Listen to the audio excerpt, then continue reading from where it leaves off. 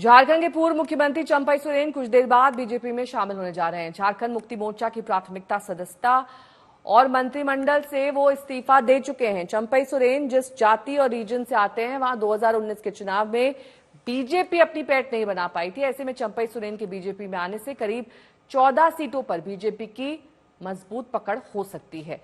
रांची में चंपई सोरेन बीजेपी की सदस्यता ग्रहण करेंगे और इस कार्यक्रम में शिवराज सिंह चौहान समेत हेमंत बिस्वा शर्मा भी मौजूद रहेंगे। बीजेपी में शामिल होने से पहले चंपई सोरेन ने आज तक से खास बातचीत की और उसमें कहा कि आज आदिवासियों का अस्तित्व खतरे में है। उन्होंने प्रधानमंत्री और गृहमंत्री शाह की जमकर तारीफ की।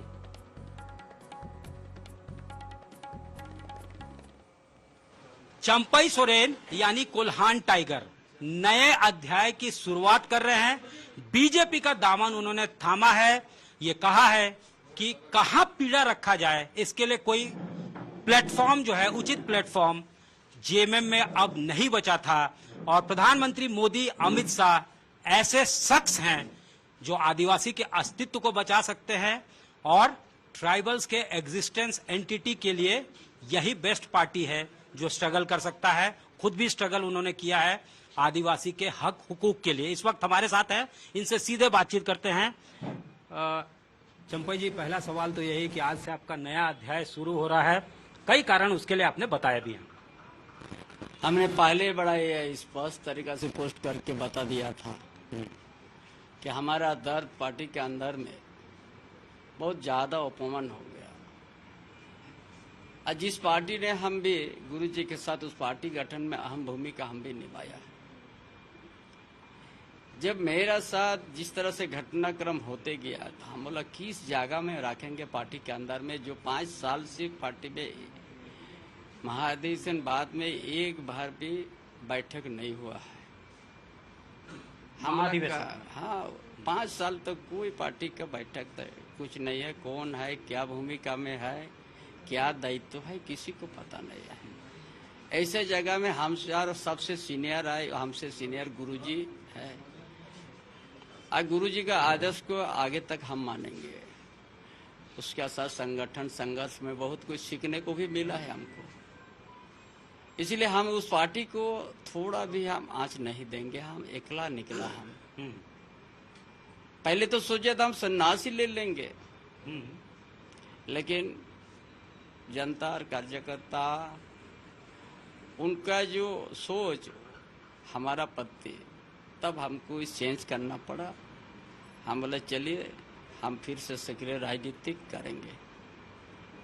कभी सोचा था संगठन बनाएंगे या कोई दल में जाएंगे, लेकिन 8 अगस्त के बाद और 18 तारीख के बीच में हमसे संपर्क आ गया है।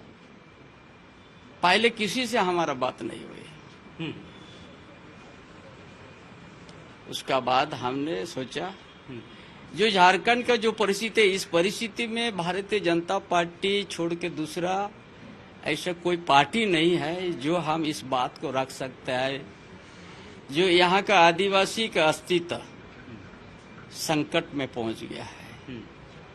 कई गांव मिटते गया संताल परगना में, बांग्लादेश इन्फिल्ट्रेशन के चलते, बांग्लादेशी घुसपैठी के चलते। इसीलिए हम सोचा ये पार्टी छोड़ के दूसरा पार्टी से हम ये लड़ाई नहीं लड़ सकता है। इसीलिए हम देश का प्रधानमंत्री, माननीय प्रधानमंत्री नरेंद्र मोदी जी का एवं माननीय गृह मंत्री अमित शाह का पर विश्वास मेरा आ गया। और वो विश्वास आने के बाद ही भारतीय जनता पार्टी में आज सदस्यता ग्रहण करने जा रहा हूँ। सर, ये बात तो सही है कि आपको जो है बीजेपी पे विश्वास हो गया है, लेकिन एक बड़ी बात जो सवाल जो लोग पूछ रहे हैं कि आपके जो वर्कर्स हैं, आपके जो कोर वोटर्स हैं, जमीन से जुड़े लोग जो आपको सर आंखों पे बिठाते हैं, उनका भी एतवार क्या बीजेपी पे आया? वो भी क्या बीजेपी के पॉलिसीज से कन्विंस हैं या उनको आप कन्विंस करेंगे? किस तरह का चुनौती रहेगा? इसका बात नहीं। आप देखिएगा आज कितना आदमी आ रहा है। आज जब पार्टी के सदस्य ग्रहण करेंगे दुर्गा मैदान, शहीद मैदान में, उस समय देखिएगा कितना समर्थक हमारा साथ आ रहा है। हम अभी क्या बताएंगे। और जिस सोच के लिए हम संताल परगना या झारखंड को विकास करने के सोच के साथ हमने भारतीय जनता पार्टी को हम चुना है। इसीलिए आप जो भी दायित्व हमको देगा वो दायित्व हम निभाएंगे। और किस तरह का चुनौती सर इस पार्टी में देखते हैं? नई पार्टी है, आपने कुछ दिनों पहले देखा होगा कि जम्मू कश्मीर में काफी बवाल हुआ। वहां लोग कहने लगे कि हम लोग मेहनत किए हैं, अगर कोई बाहर से आ रहा तो उनको ज्यादा तवज्जो मिल रहा है। इस तरह का स्थिति यहाँ तो नहीं बनेगा, या फिर ये चुनौती के रूप में आप देखते हैं क्या? कोई चैलेंज है ये? काम करने वाले कोई चुनौती से को डरना भी नहीं चाहिए। हम तो संघर्ष करके आए, संघर्ष के बीच में तो बहुत कुछ चुनौती आता है। इसलिए उससे हम और कहीं हम नहीं समझते कि इस तरह का होगा।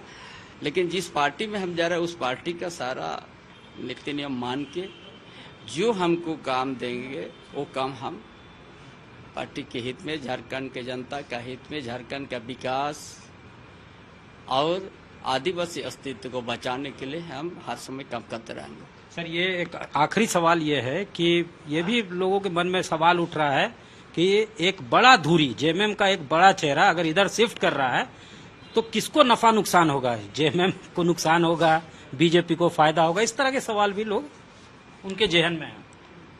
ऐसा सवाल आते रहता है और हम नहीं समझते कि ये सवाल का जवाब हमको देना चाहिए।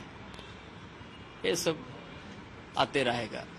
मतलब आप अकेले चले, आपको उम्मीद है कि नहीं? हाँ, हम तो पहले ही बोला कि हम संगठन से किसी को नहीं लेंगे, हम अकेला निकले हैं।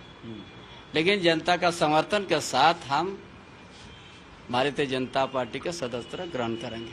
हमसे बात करने के लिए बहुत धन्यवाद। Thank you.